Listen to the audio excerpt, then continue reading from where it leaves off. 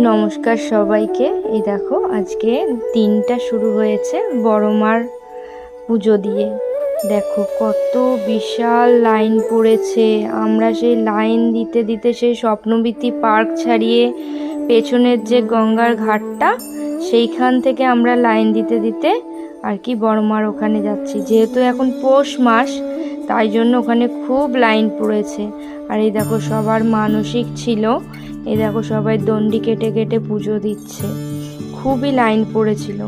আর আমি, আমার ননদ, নন্দে জামাই, আমার মেয়ে আর আমার তোমাদের দাদা ভাই সবাই মিলে আমরা পুজো দিতে গেছিলাম।